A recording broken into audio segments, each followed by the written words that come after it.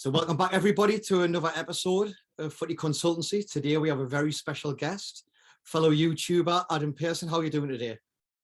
I'm doing fine, Carl. Thank you for having me on. I mean, I love to talk about the takeover. I mean, it's all that's going through my head at the minute. And what a time being a Newcastle fan. Definitely. I think nobody's seen it coming last week. It was it came out on Twitter and then it was a whirlwind. And it's funny because everybody said when it happens, it'll just happen and take everybody off guard, and that's exactly what happened. Yeah, I mean, it's massive compared to last year as well, because it was going on for about 4 or 5 months during lockdown.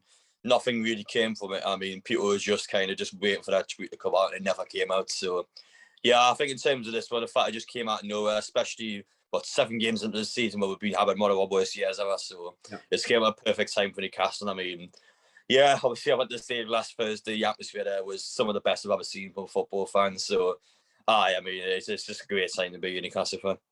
So obviously we know that the future is really exciting.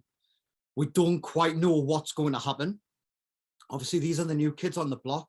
So when you're reading all of these articles about this is going to be the next manager, these are the players they're going to sign, I'm taking all of that with a pinch of salt because nobody knows these people. They don't know who they're looking at and what their plans are. But forgetting the future, what are your feelings right now as opposed to how you would have felt a week ago today? Well, it's just completely contrasting opinions, really.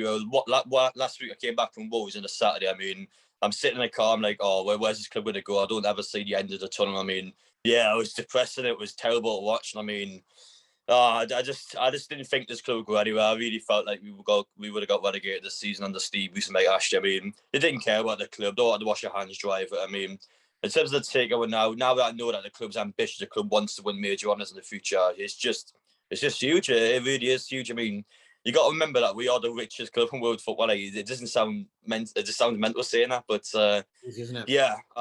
The new owners, yes, it's going to take time, but I do think they're here to try and win the big ones. Now, for somebody of my age, I was lucky enough that when I was a teenager, it was the entertainers. So, when I was thinking about 95, 96, I would have been 12 years old. So I would have been at my peak of crazy about Newcastle United, seeing we nearly win championships.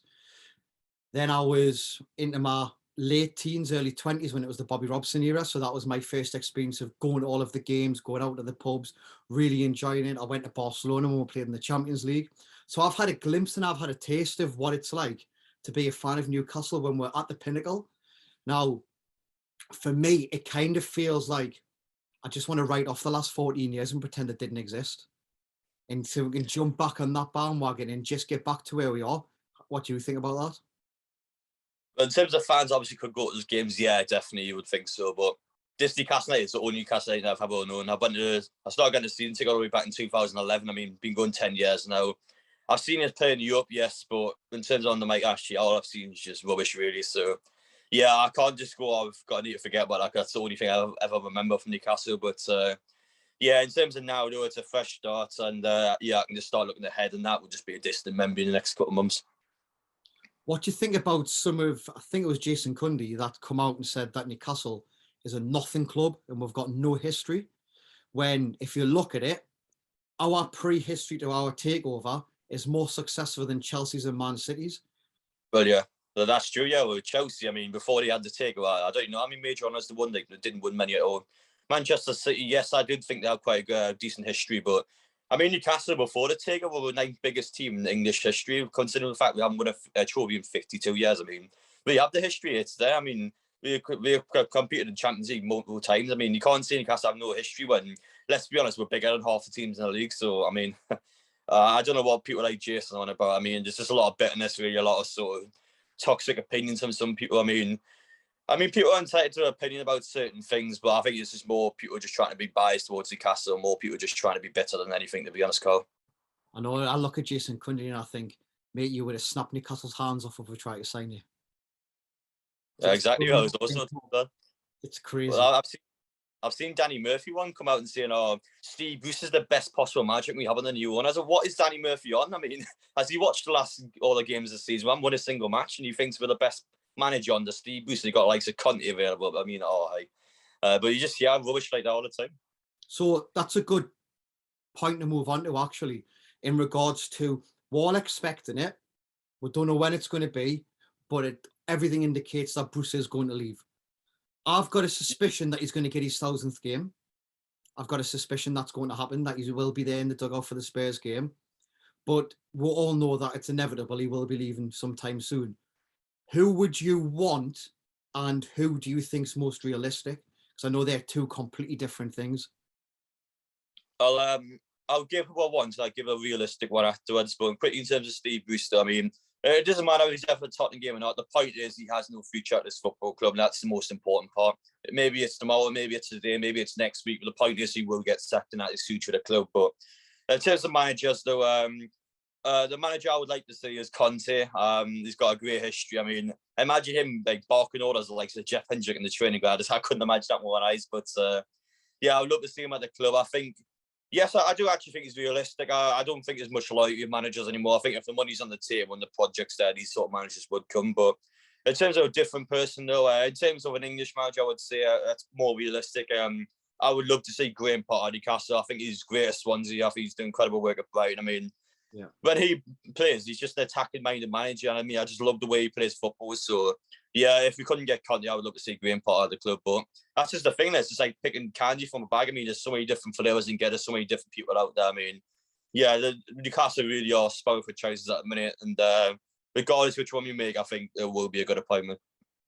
I think that you've got a good point in regards to that. Money does talk, and people do have short memories. And they think that because Chelsea was a project and because Man City was a project, well, Chelsea got Mourinho 1 year after they got taken over. That was pretty instantaneously. But the big one for me was Monaco. Monaco went from being just a mid-table French club overnight to sign Falcao and James Rodriguez, just out of nowhere. And I think that if money does talk, and there is a lot of people, players and managers, that will go where the money is. You know, why would Conte have any sort of loyalty to a British club? He's Italian. What difference does it make to him?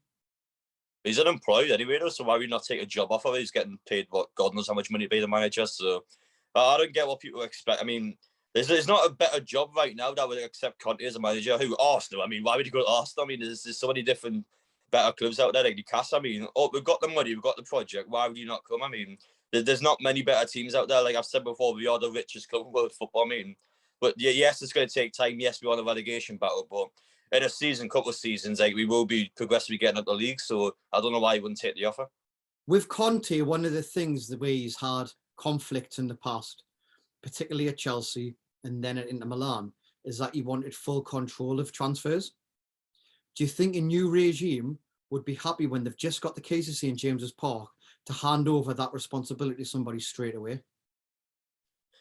I think so, yeah. With the way they take our sort of plans, you know, man, Steve is going to be doing all the work involving Newcastle and the PIF's just there to fund the club, really. But in terms of the manager, though, that's kind of what I'm expecting to do, to be honest. I think under Steve Bruce, yes, obviously Mike Ashley did all the transfer work, but the team is rubbish. We need to be honest. The team's not good at all. And I think with a manager like Conte, who's hands-on with these players, you know straight away where the weak links are. And I think giving him control of the signings and control of the money is a good idea because he's got good contacts. He's been at good clubs. I mean, I already expect him to go out and do the right thing, really. So, yes, they might be a bit hesitant in giving him all that money, but I think they will because he will know what to do with that money. And it was good when you were talking about that. We know what the weak links are already. So moving on to that, let's just say breaking news tomorrow. Adam Pearson's the new Newcastle United manager. January transfer window comes round. What are the priorities? The players that we need to get out of the club and the players in positions that we need to get people in now for this season? Well, in terms of positions I would fill, I think the midfield is an overhaul. I don't think the midfield is strong enough to control games. I think possession-wise, we are shocking. So I'll plan on building the possession up first. I think if a better midfield, we can do that. I don't know how true it is, but I heard that Lingard yesterday available £50 million. I think that's a no-brainer for him. Yeah. And our Man U player, Van de Beek, again, he's a player you expect to leave. He's an R player I would happily take any cast. I mean, yes, I think centre-halves, backup striker and centre midfielders I would aim for the most, but I think at the minute, centre midfield is the priority because the midfield is terrible and we are not going to win games in that midfield. In regards to midfielders, my perspective on things at the moment is that we lack creativity. I think that's been a problem since we got rid of Johan Kabay. I don't think that's just something that's happened over the last few seasons. I don't think we've had creativity for nearly 10 years. But we also we lack that rigidity. I think sometimes teams can bypass our midfield far too easily. I know Isaac Hayden really works, and you give him every credit, but he's not at the standard that we'll probably need. And I've been looking at players like Basuma or Ndidi, where I think they would be amazing to bring across to Newcastle.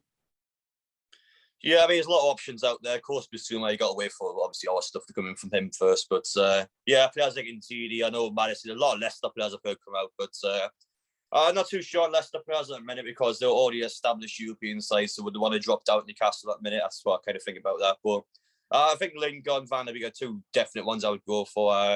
I've heard a lot about Kamara from Marseille, I think it is. I haven't watched him play before, but a lot of people be banging on about him. So yeah, I would be interested to see him come. But just anyone really. I mean, the midfield's honestly that bad that anyone would be an upgrade at this point. So I think this season's just about the foundations really, just staying up, trying to work with certain things, see how certain things go. But yeah, this season's just a right off season for me really. It's just about obviously new owners settling in, and obviously the new players getting their way into the team. But yeah, as long as we finish 17th this season, I couldn't care less what happens. And one player that the fans love, but just doesn't play enough, is Callum Wilson. Do you think we need to replace Callum Wilson or just get back up for Callum Wilson? Long term, we need to replace him. I think I just don't think his legs have it anymore. I mean, he started this season, you couldn't even play 3 games before getting injured. I mean, that's just not good enough.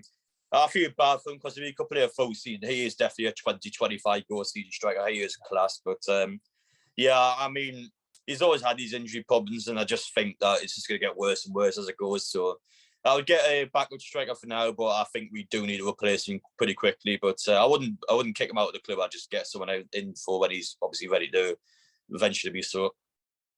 So let's just say we're now 18 months into the future. Who from this current Newcastle squad do you think survives? So Maxson definitely. I think the goalkeeper as well. I think a lot of people have been mentioning about replacing the goalkeepers. Why? I mean, the full team needs to be replaced for them. I think the goalkeepers are pretty decent, but Joe Willock, I think definitely. I think he's got a future ahead of him. I just think he's been playing out of position. And one I could say being in the rounds. I know a lot of people aren't the biggest fan of him, but I think under a better team, I do think he adds a lot to the team. I think maybe one of the two of the centre halves. I think Dummett will still be in and around. I'm a big fan of him. Fabian Shaw, you could say as well, especially on the guy like Conte. But that's about it, really. I think pretty much all the old players will be kicked out. Just most of them aren't good enough. It's that simple. Most of them are aging now, and I mean, if they're struggling last couple of seasons under. I mean, yes, under a bad manager, a bad owner, but we need better. We need to be a team that's pushing towards top 10 European spots. I mean, these players aren't going to cut it anymore. It's that simple. Yeah, because I look at certain players and I think Almiron's a very interesting one. Almiron started like a house on fire under Rafa. The impact he made in that January transfer was phenomenal. And watching him recently playing for Paraguay, he still lights it up. But when he puts on that Newcastle shirt, I don't know, he just doesn't look like the same player. He's not as energetic. It doesn't seem to be any power behind his shots. Or if he's one of those players that with the right manager, we can reinvigorate them and get him back into it. And another player which a lot of Newcastle fans have really criticised is Jamal Lewis. I haven't seen Jamal Lewis have a good game for Newcastle, yet he was very good for Norwich, and Liverpool wanted him. What's gone wrong there?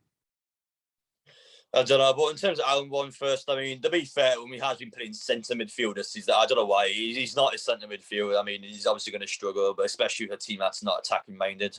But in terms of Jamal Lewis, I mean, yeah, he has been voted for Newcastle. Same with Ryan Fraser. I mean, this is a guy that was competing with Hazard a couple of years ago for Bournemouth. I mean, yeah, these players that came and have done nothing for Newcastle. There have been 2 really disappointing signs, but under a different manager, a different owner, yes, they got another chance to stand out, but I don't know if they will, to be honest. I don't get why you don't start Jamal Lewis, because sometimes you play Matt Ritchie in a 4-back. Like, why would you even do that? He's not a left-back, but yeah, I don't know what's going on there, but he does deserve another chance, though. When he was at Norwich, he was a really good football player. Again, Liverpool wanted him, but we'll see. For the time will tell, but yeah, he does definitely deserve another chance, though. I noticed that yesterday you were up the training ground. What was the feeling like? Was there many people there? There wasn't so many people there, actually. It was obviously like the Chronicle Sky there, ready to record and stuff, but the feeling was good. I remember I went up the training ground deadline day a couple months ago when we signed nobody that day. There was just I mean, I was just like, I only went there to do a video, really. I mean, there was no point to go there. There was no optimism. There was no nothing. But going yesterday, though, I felt good. I did feel really good. But just in terms of seeing the players come out, the manager come out, I mean, it just felt good knowing that some of these are going to be gone in a few months' time, or hell, even next week if you Steve Bruce. But in terms of today, though, I'll be going down again actually about 4ish because the under 23s play like next door, like 7 or something. So I thought I'm going to go down there anyway, so I might as well get out early and get some more videos done. But it's just the thing, really. Whenever I make a video now about Newcastle, it just feels good. I mean, it doesn't feel embarrassed at the supporters club anymore. And I think in terms of doing stuff like going to the training ground, it just has a good feeling going there now. Yeah. And that's good leading on to this. A big congratulations on your 10,000 subscribers. I'll leave a link to Adam's YouTube channel in the description as well. How does it feel for you now? Because you've devoted your life to Newcastle United. I remember the early videos back when you had your tash at Time Met, you know, and you didn't give up. You've still followed them. You've went home and away, the dark days, we'll call it. How does it feel now for you when your channel's starting to take off, the takeover's coming through? What do you think your future is going to be like? Well, I've already said like a few days ago that I do plan on doing this full time next year. I mean, I still live with my parents at the minute, so it's not like I need to pay a mortgage or anything. I just need to go to the games, and I've got the money to do that now. So, yeah, I mean, in terms of the takeover, I wouldn't be able to do full time without the takeover because now with that coming in, all the channels are blown up. I mean, more people want to watch Newcastle United now. It's that simple. Newcastle have got a future ahead of them. It's no longer just this club just being in the league for the sake of being there. I mean, now we're actually going to be progressive, and I think in terms of viewers coming in, it's just going to get bigger and bigger for all these channels. So, yeah I think obviously it's been great building us up last few years, but now as well, I think we'll start taking things seriously now. I think things will definitely get bigger at Newcastle. I mean, it can only go up from here, really. So I can't wait to begin with this journey at the new takeover. But yeah, I've been all the games this season. I've been all these away matches. I think I've been about 48 in the last 3 or 4 seasons or something. So it's been tough. It's been frustrating, but it'll be worth it in the end now because I will be able to get all these tickets to go to the away games. Perfect. Well, a big congratulations and thank you very much for coming on today.